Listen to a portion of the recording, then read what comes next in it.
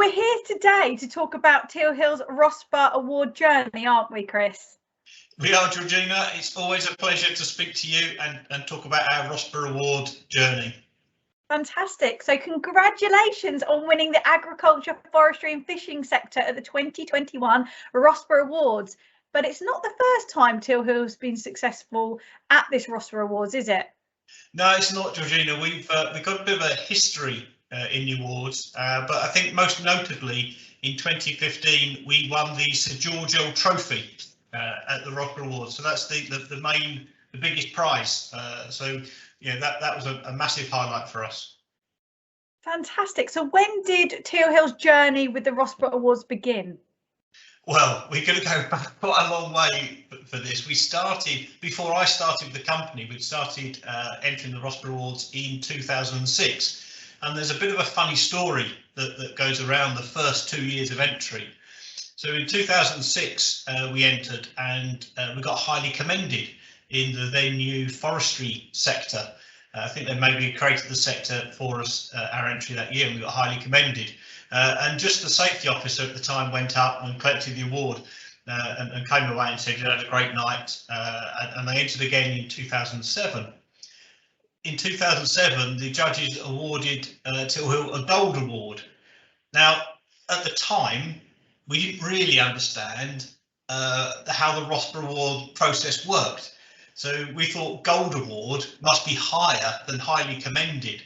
So we took a table of managers and staff up to the award ceremony evening, and they were a little bit disappointed that the gold award was handed over sort of in the afternoon, and in the evening there was nothing for them at all.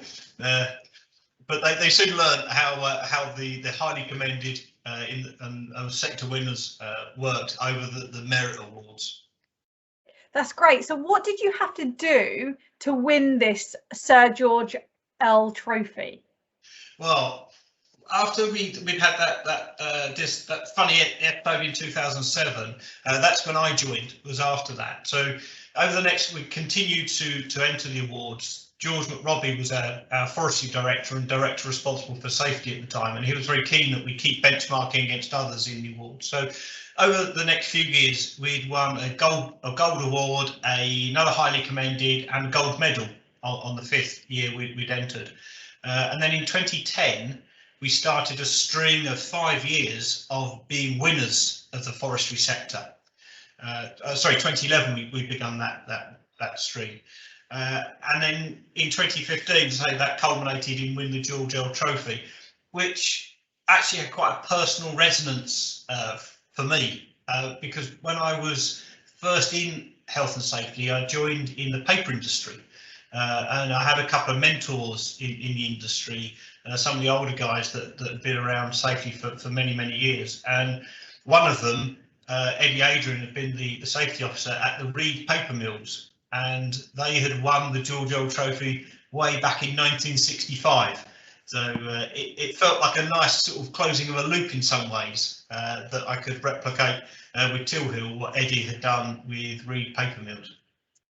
So that sort of set us up on that journey to George L.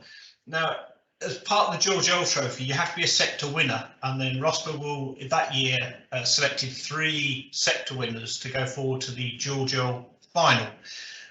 So the first part of that was a site visit. With RoSPA being in Birmingham, we selected a site in mid Wales. It's relatively easy to come out onto site, and we went and we were looking at a site where we were felling timber for timber production, bone trees for the timber production. We were looking at how we plan that, how the operators are working, but we also looked at how the site needs to be left to enhance the safety of the next phase in the life of the forest, and that's the restocking. If there's too much brash, the tree tops, branches that aren't salvageable left on the ground, or stumps are left upturned, etc., then it can affect the safety of the next user of the forest in its next phase. So we were looking at how we plan all that, and then how we were planning to restock that forest. And I think that connection between one stage and the next sort of resonated with the judge that came out to us.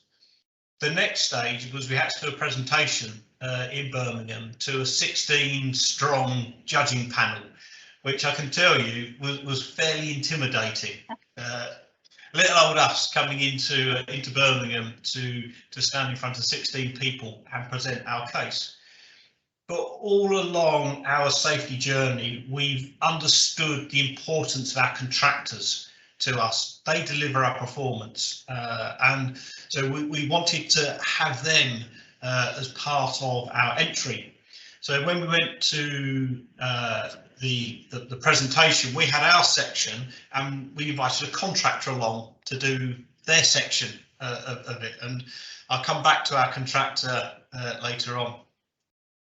But in our presentation, we were really focusing on our Insist on Safety programme and how that had brought us along from a point in 2008 where we piloted what we called Insist on Safety, a behavioural change, a behavioural consideration programme in one part of our business before we did a full rollout in 2009. And the ethos of Insist on Safety is to listen to our operators on site. They face the risks every day. They know the challenges that they have to overcome. They know where the main risks are coming from. They know where our glossy risk assessments don't work in the real world. They know the jobs that are difficult, hard, awkward, where they might find a shortcut to it. So we set out very much under Insist on Safety to consider our contractors, our workers, and the feedback they were giving us. The other part of our ethos on Insist on Safety is challenging the norms. So just because we've always done something that way doesn't mean we need to continue.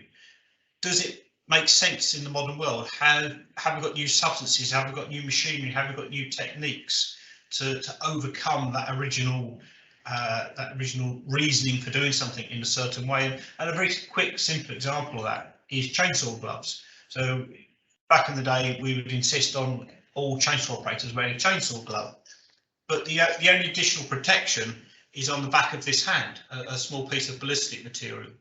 And in modern chainsaws, you've now got a great big plastic guard that comes up round here. So it covers over the one bit of what we call chainsaw protection on the chainsaw glove. So it sort of becomes irrelevant. So therefore you have to rethink why are we asking people for these gloves? Actually, what we want is a glove that's going to give them good grip and keep the hands warm, because HAVS is more of an issue than the chainsaw damage to the back of the hand, where you've got a big plastic guard on a modern saw you wouldn't have had in the 60s and 70s and 80s probably.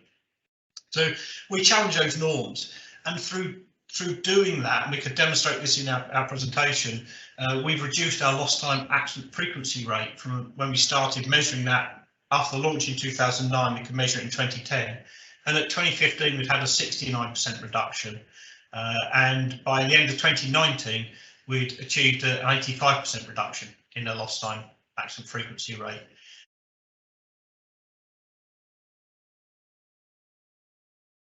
And in fact, when we come to this year's entry, we'd worked an entire year of the entry without a riddle accident, and that's in the highest hazard sector, and that was our contractors as well, by just having this Insist on Safety thinking and thinking laterally about our safety problems.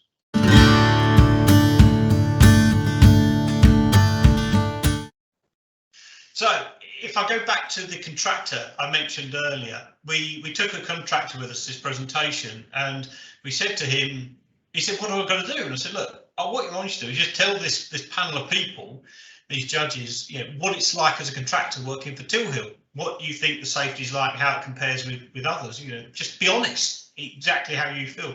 So he was a bit nervous and said, oh, would you look through my slides? I said, no.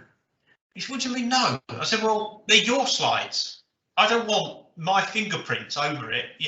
I want you to tell the honest truth. So we were stood up in front of the 16 judges, having given our piece, and then we handed over to the contractor, completely blindsided as to whether he was going to say that we were good at safety or whether he was going to give us a real kicking.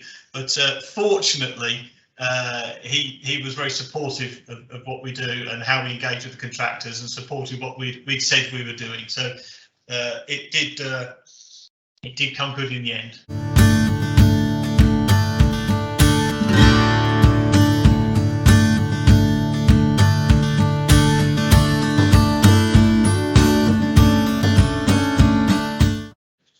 That's fantastic. So what happened afterwards? What happened after you won this award, the Sir George L Trophy? Well, immediately afterwards, I was notified of the result just the day before I was going off on a 2-week family holiday. So, you know, great joy and cheer to go off and on holiday with. And I remember phoning my boss up at the time and telling him, and his reaction down the phone, you know, it was unbelievable. You know, we thought getting the final, we go to the final, you know, there's a long shot of us at winning it, but you know, fantastic that we did. But the award ceremony wasn't until July, and we were sort of told by RoSPA, you know, don't publicise this. So we had all agreed, myself and my boss and the MD, that we wouldn't tell a soul about this. So we took two tables worth to the award ceremony, and we had contractors from England, Scotland and Wales representing the contractors there. As I say, contractors have always been a big part of what we do.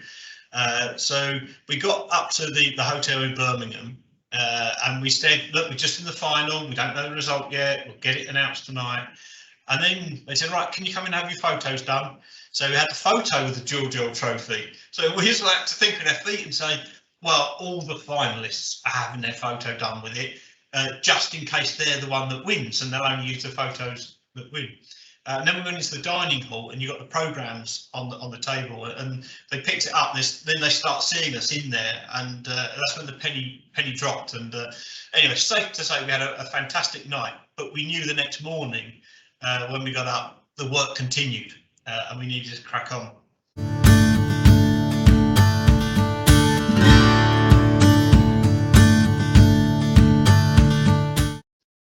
And that's where the story gets a bit difficult, Georgina, because that was on the 20th of July, and then on the 27th of August, I was in Edinburgh Airport, actually waiting to catch a flight back down to Gatwick, and I received that phone call that we dread, and a chainsaw operator had been killed on site, felling a tree.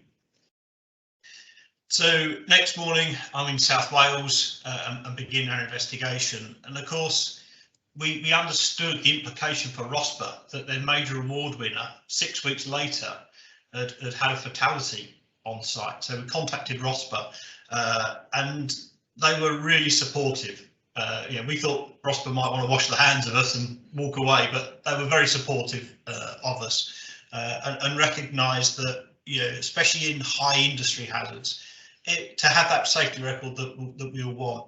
Every day, everybody has got to be on their game, managers through to operators, and we've got to get it right. We've got to be flawless every day.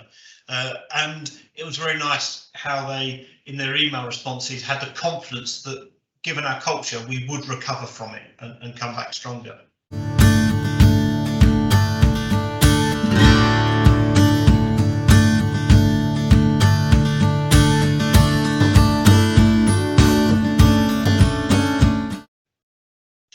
And then on the 7th of October, another 6 weeks later, I had another phone call. This time I was in North Wales. We'd just been delivering pesticide refresher training, which again was an industry first thing driven by ourselves.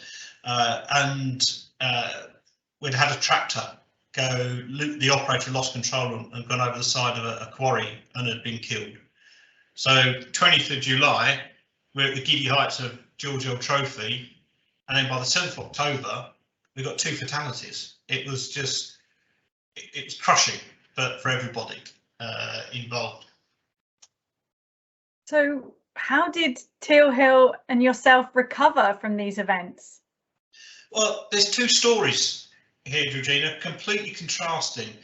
With the quarry incident, the police crash investigators, the HSE mechanical inspectors gave the tractor a full examination and didn't find any defect on there that would have caused the loss of control. So through the inquest process, it could only be put down to the operator made a mistake and never recovered the situation from that mistake, which, you know, it just meant that we couldn't draw the lessons from that incident because we couldn't identify really what had caused it. The operator was a really competent young lad. He'd done all his training. He took a real interest in tractors. He would go to manufacturer open days. Fantastic operator. So the tractor was relatively new, maintained properly at main dealer. So we couldn't find the lesson in there. And as a safety manager, safety professional, that's quite difficult to have this happen and then not at least draw something from it. But on the other side, with the tree felling fatality, it's a very different story. So I was on site the next morning and fairly quickly established that Geraint was the operator. I always think it's good to put names to these people. They're not just an operator; they're individuals, they're loved ones, their fathers, sons, brothers, you know, wives, daughters, whatever. They're people and their families. So it was Geraint. He had got a tree hung up. Well, what that would mean is he felled a tree and it became lodged in another one. And the prescribed way of dealing with that is quite time consuming and difficult. And we know in safety, if you've got time consuming, difficult, awkward, uncomfortable processes, they're the ones where people try to find a shortcut. And Geraint took a shortcut. And this was despite when we'd gone to start the site, his refresher training, which is another program that we set out back in 2008, and the industry had taken more widely and developed it on. But it wasn't up to date, so we made him redo it before we could start site, and that included dealing with hung up trees, and he dealt with it properly on the course just 6 weeks earlier. He felled the supporting tree, so both trees were then being felled. But I don't think he'd seen there was a third tree that had been windblown some years before, also caught up in the supporting tree. So it was actually that third tree that came down and struck Geraint. So we recognise this situation. It's not the first time somebody's been killed dealing with a hung up tree in the industry. It is a known high hazard. And so we put our assistant safety thinking to that, and we realised this awkwardness and the temptation to take shortcuts. So what we did is we instigated a day on site with a chainsaw trainer with various other winches, and we had our contractors there, we had the regulator there, we had the State Forestry Commission, NRW were there, we had some of our competitors as forestry companies there as well. We said, you know, what's the practical thing around this? What can we do that's practical and deliverable on site? And we tried all lots of different winches, and actually we found the best thing is to stop and make a radio call to the rest of your team and say, you know, I've got the tree hung up. And then assess the situation. Can it be left? Does it need to come down? Is it near a public right of way? Could you tape it off and sign? So a whole range of things. And that changed our thinking on how we approach it. And also we looked at the guidance for the industry that said get the tree down immediately. And we felt that was, you know, that wasn't necessarily the right thing to do in all circumstances. So we actually instigated a debate at the industry body, FISA, Forestry Industry Safety Accord, and we actually got that wording in that guide changed. So we, you know, insist on safety thinking, talk to the operators, challenge the norm, and we got a better guide for the industry as an outcome of it. So that was a real positive coming out of Geraint's fatality. On the other side of it, we also hosted a series of stand-down days for chainsaw operators, and Geraint's widow wanted to be part of that, part of a local one, stand up and talk. And you know, said to her, look, you know, how about making a video? Because then if you get upset, we can stop and start, and you can, you know, reset yourself. And then we can show it to every operator. As we go all around Scotland, England and Wales, we can show it to all the operators. And we did that, and we played it at every event at the end. And I told Georgina, when that video stopped, there was just a picture of Geraint like this at a pub table with a big pint in front of him, a big smile on his face. And you could have heard a pin drop across every session we went to. And it was immensely brave of Steph, and that RoSPA kindly hosted that on their website, and it's still there now, so people can still go and view it. And talking to a colleague, a safety manager in another forestry company recently, he also uses that video. So the impact that has had across the industry has been quite wide. Did you continue to enter RoSPA Awards after all this? We did, yeah. One of the things that struck me in late 2015, we had a company conference after the 2 fatalities. Actually, the day before I went down to record the video with Garrett's widow, we had a company conference and we had the Georgina trophy there. And I was amazed at the buzz that it had created. People were really interested in seeing it around the company. I hadn't really realised the impact across the wider organisation, the interest across everybody of entering the awards and getting the accolade of the sector winner and also the Georgina trophy. So that really encouraged us. But also, we still believed in safety. We still believed in the process of doing the RoSPA Awards, benchmarking ourselves against other people. One of my mantras is, what are we doing now that in 20 years' time we'll look back and say, what are we doing that for? Well, they're the things we need to get on with. And I think entering the RoSPA Awards, that last question most years is, what have you done? What are your big thing that you've done? And if you can put something big in there, then you're making changes, you're making big changes, and it's good for your RoSPA Award entry, but it's great for your company and even your industry. So we continue to enter RoSPA Awards in 16 and 17, and quite understandably with the ongoing inquests from 2015 fatalities, RoSPA withheld those results, and I understand that, but we still wanted to be part of it. We did take a break in 18, 19, 20. And the staff noted that. The team at Tilhill noted that we weren't doing this at that time. So in 2021, we felt the time was right to re-enter the fray, come back into the awards, and we're delighted to win the sector once again. That's amazing. But what do you think has made Tilhill so successful in these RoSPA Awards?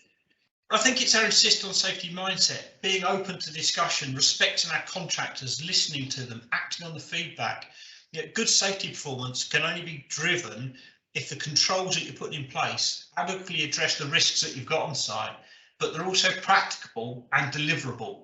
If you sit in an office and do a risk assessment and don't listen to your operators, they're going to be neither of those things and they're going to find their own way.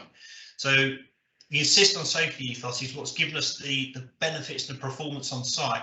And of course, our RoSPA Award entry can only reflect what we're doing on site. So I think it is our insist on safety mindset that's allowed us to put in strong RoSPA entries. And my advice to other people making RoSPA entries is don't be shy.